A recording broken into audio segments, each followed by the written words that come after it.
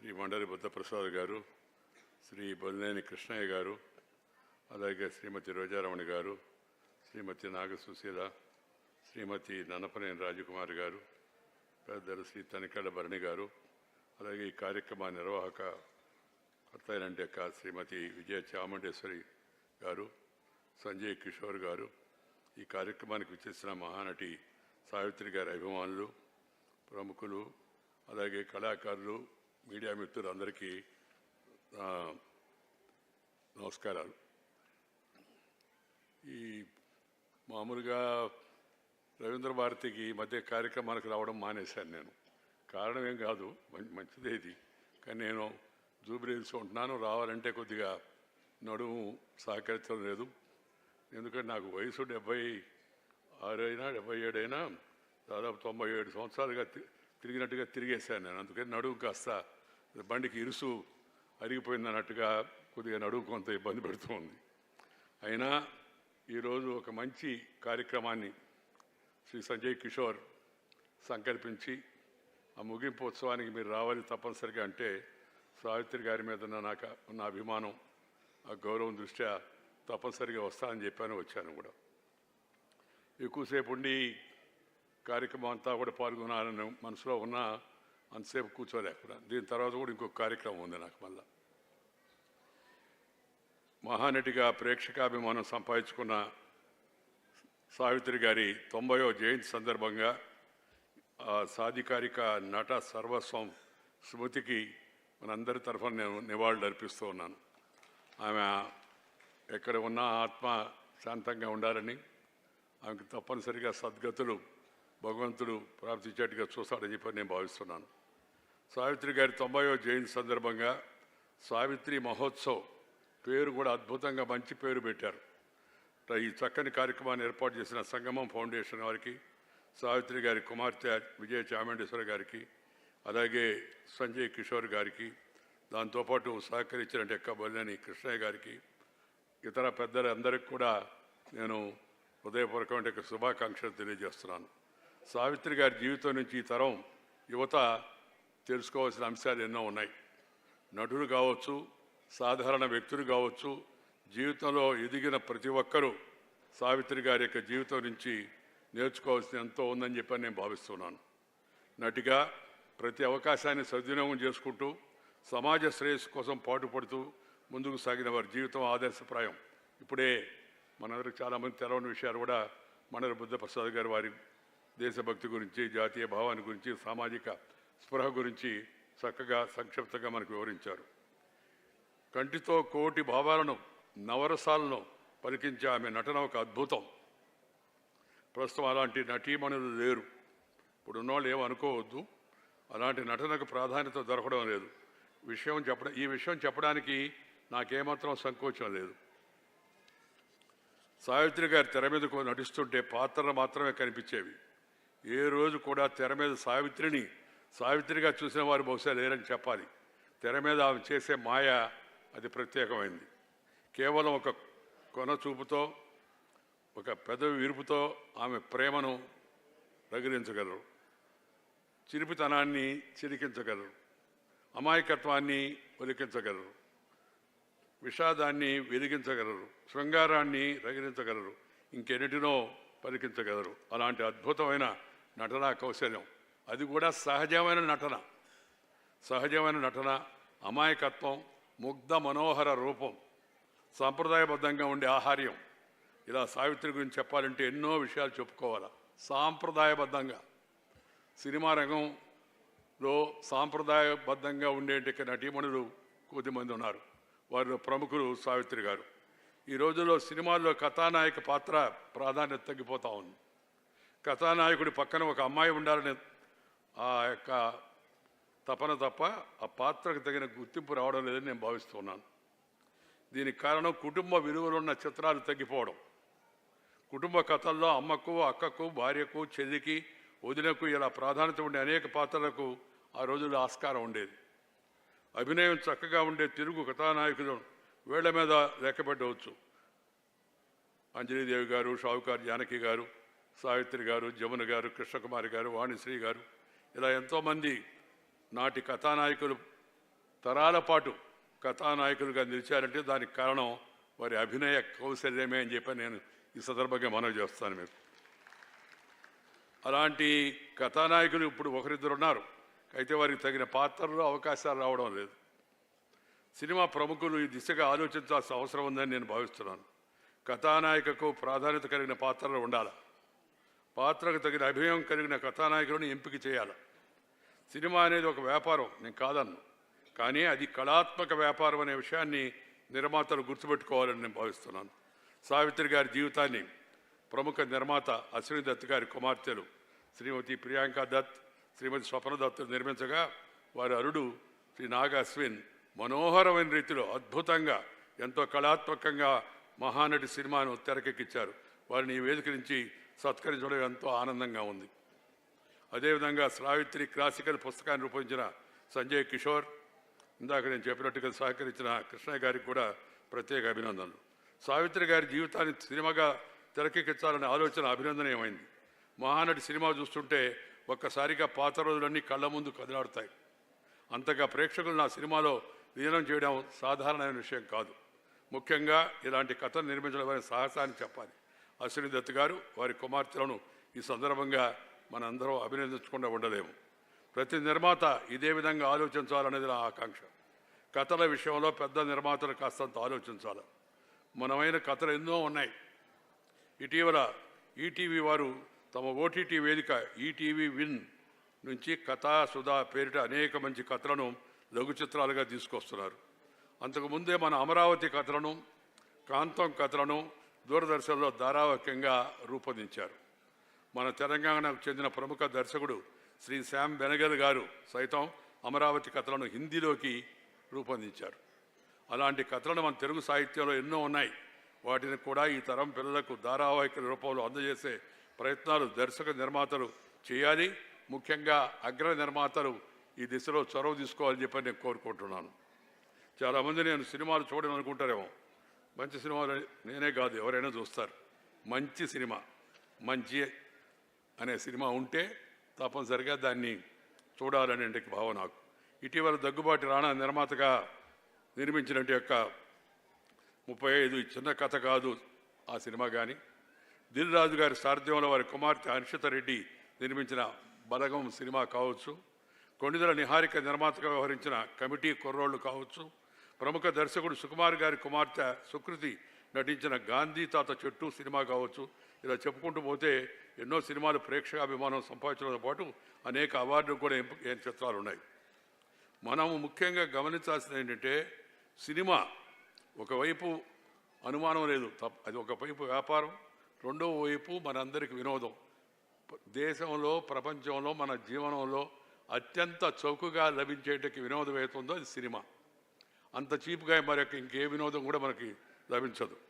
ఈ పెద్ద సినిమా నిర్మాతలకు నా కోరిక ఏదని, మీరు పెద్ద సినిమాలు తీయండి, తప్పలేదు, కానీ అదే సమయంలో మీ ద్వారా సాహిత్యం, కళలు బతికేలా ఇలాంటి చిత్రాలు కూడా నిర్మించే ప్రయత్నాలు ప్రారంభించాలన్నదే నా ఆకాంక్ష. సినిమా కళాత్మక వ్యాపారమే కాదు, మన గత వైభవాన్ని భవిష్యత్ తరాలకు భద్రంగా అందించే మాధ్యమం కూడా. మన సాంప్రదాయాలన్నింటిలో కొన్ని సినిమాలు ప్రేక్షకులకు పదిలంగా అందిస్తున్నాయి. మన పూర్వీకులు అనుభవించి, రంగరించి, మేళవించి మనకు అందించినట్టు వేలాది సంవత్సరాల యొక్క ఆ సంస్కృతి సినిమాల ద్వారా తెలుసుకునేటికి అవకాశం మనకు కలిగేది ఆ రోజుల్లో. కానీ ఆ రోజు సినిమాలకి ఈ రోజు సినిమాలకు చాలా తేడా వచ్చింది. కుటుంబ వ్యవస్థ పటిష్టంగా ఉండడం కోసం కూడా సినిమాలు ఆ రోజుల్లో దోహదం చేసేవి.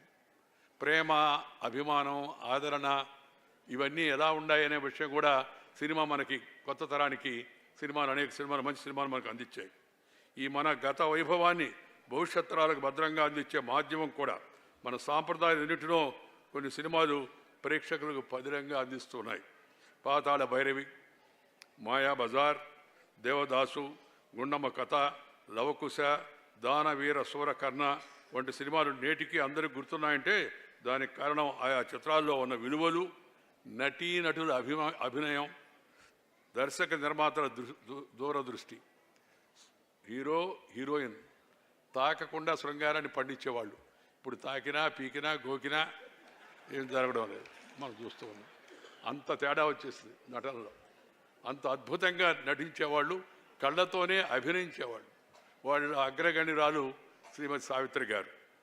ఎన్టీఆర్, ఏఎన్ఆర్, ఎస్వి రంగారావు, భానుమతి, సావిత్రి, జమున, సూర్యకాంతం, రమణారెడ్డి ఇలా ఎంతోమంది మహానటులు పోటీ పడి నటించి ఆయా పాత్రలకు సినిమాలకు చిర యశస్సును అందించారు.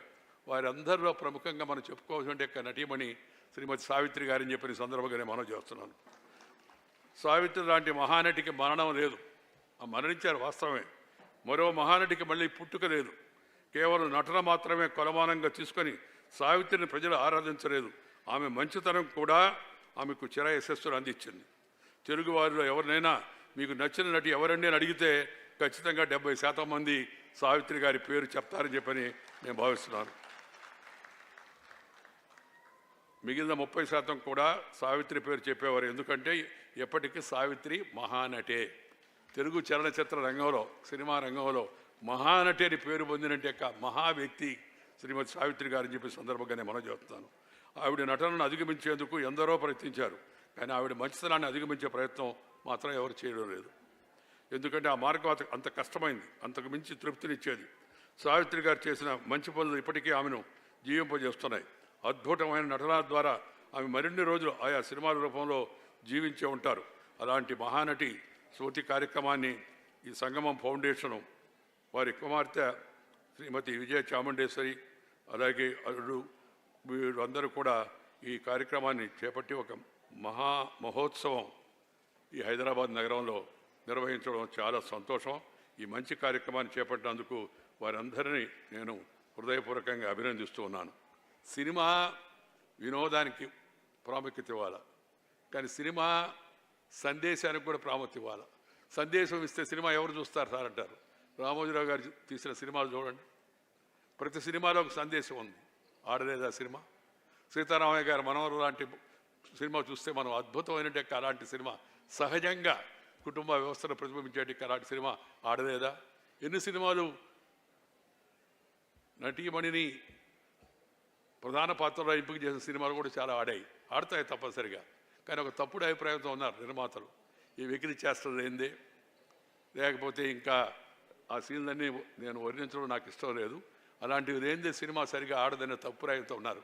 కాదు, భారతదేశంలో మన కుటుంబ వ్యవస్థకు, భారతదేశంలో మన యొక్క సాంప్రదాయాలకు, సంస్కృతికి ఎంతో ఆదరణ ఉంది. వాటిని ఆదరించే విధంగా సినిమాలు తీయాలని, మంచి సందేశాన్ని యువతకు, నేటి యువతకు మంచి సందేశాన్ని ఇచ్చే బాధ్యత కూడా సినిమా రంగం చేపట్టాలని చెప్పని నేను భావిస్తున్నాను. సావిత్రి గారు నడిచిన పాత్రలు మనం చూస్తే ప్రతి పాత్రలో కూడా ఆమె నిజంగా జీవించారు. ఆమె మాయాబజార్ సినిమా చూస్తూ ఉంటే మళ్ళా కూడా అనిపిస్తుంది ఆ సినిమా. ఆ ఘటోత్కజుడు లాగా ఆమె కాసేపు నటించడం అవుతుందో అది చూస్తుంటే మళ్ళా కళ్ళకు కనపడినట్టుగా ఉంది. అలాంటి నటన కౌశల్యం కలిగిన ఆమెను స్మరించుకోవడం అవసరం. నాకు అనుమానం వచ్చింది, 100వ జయంతి జరిపితే బాగుంటుంది కదా అని. కానీ ఇంకా 90 ఏళ్ళు మాత్రం అయింది. 100వ జయంతి అప్పటికి మనం ఉంటామో ఎవరుంటారో తెలవదని నా మనసులో నేనే సర్దుకొని, సరే 90 సంవత్సరాలదే మంచిదిరే, గుర్తు చేయడం మంచిదనే ఉద్దేశానికి నేను వచ్చాను. మామూలుగా 100వ జయంతులు జరుపుతూ ఉంటారు. సమాజం ఇలాంటి మంచి వారిని గుర్తుపెట్టుకోవాలి. యువతరం ఆయా రంగాల్లో అలాంటి మంచి వారి యొక్క చూపినట్టు మార్గంలో నటించాలి. నటన అద్భుతమైనట్టు కౌశల్యం ఎలా ఉంటుంది, ఎలా ఉండాలి అనే విషయాన్ని ఆమె నటన ద్వారా మనం తెలుసుకోవచ్చు. ఇందాక మనం ముందు పాటలు పాడారు కదా పిల్లలు, ఎంత అద్భుతంగా పాడారు చూడండి. 90 మంది అనేక పాత సినిమాల్లో ఆమె నటించిన సినిమాలు, ఆ పాడిన పాటలన్నీ ఎంతో ముగ్ధ మనోహరంగా కళ్ళకు పిల్లలు మన ముందు కనపడినట్టు వాళ్ళు పాడుతున్నా. ఆ పాటలు ఎంతో శ్రావ్యంగా ఉండేవి. అలాంటి పాటలు, అలాంటి మాటలు, అలాంటి నటనలు, అలాంటి నటీమణులు, అలాంటి నటులు, అలాంటి దర్శకులు, అలాంటి నిర్మాతలు ఇంకా ముందుకు వచ్చి మంచి సినిమాలు తీసి తద్వారా మంచిని సమాజంలో పెంచే ప్రయత్నం చేయాలా. హింస జుగుప్సగా ఉండే వాటికి ప్రాధాన్యత ఇవ్వకుండా సినిమాకి పోతే కుటుంబ సమేతంగా అందరూ కలిసి, నీ కూతురు, నీ కొడుకు, నీ కోడలు, నీ మనవరాలు వాళ్ళందరితో కలిసి వెళ్ళి సినిమాను చూసి సంతోషించగలిగే విధంగా సినిమాలు తీయాలనే విషయాన్ని సినిమా నిర్మాతలు గుర్తుపెట్టుకోవాలి. అప్పుడే దాంట్లో వాళ్ళు నేను ఇందాక చెప్పినట్టుగా విలువలు కొన్ని పాటించే, సాంప్రదాయాలు పాటించే విధంగా సినిమాలు తీస్తారు. ఇది నేటి తరానికి ఎంతో అవసరం. మనం సావిత్రి గారు నటించిన సినిమాలు చూస్తే ఏ సినిమాలో కూడా ఆమె అశ్లీలంగా నటించలే, ఎప్పుడు కూడా అంగాంగ ప్రదర్శన చేయలే. కానీ అద్భుతమైన ముగ్ధ మనోహరమైన ముఖం, ఆమె మాటలు, ఆమె అభినయం ప్రజల మనసుల్లో అలాగే ఉండిపోయాయి.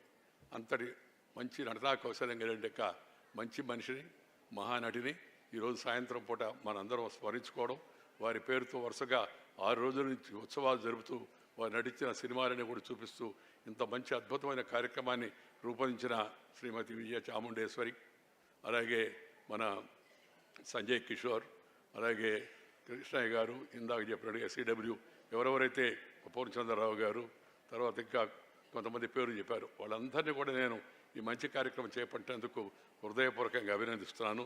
మీ అందరికి కూడా ఈ కార్యక్రమాన్ని ఆదరిస్తున్నందుకు మిమ్మల్ని అందరూ కూడా హృదయపూర్వకంగా ధన్యవాదాలు తెలియజేస్తూ మీరు సెలవు తీసుకొని నమస్కారం. జై హింద్. పెద్దలు వెంకయ్య నాయుడు గారి సందేశంలో ప్రేమపూర్వకమైన ఈ తరం నిర్మాతలకి ఒక చక్కటి ప్రోత్సాహకం ఉంది. అలాగే జరగకూడని విషయాలపై ప్రస్తావించి వారు ఖచ్చితంగా వారి అధికారాన్ని చాలా మమకారంతో చాటుకున్నారు. ధన్యవాదాలు పెద్దలు వెంకయ్య నాయుడు గారికి. అలాగే ఇవాళ సన్మాన సత్కార కార్యక్రమాలు మొదలయ్యే లోపు శ్రీ తనికెళ్ల భరణి గారిని ఒక చిన్న కవిత చెప్పవలసిందిగా కోరుతున్నాం. సంజయ్ కిషోర్ గారి విన్నపం అది.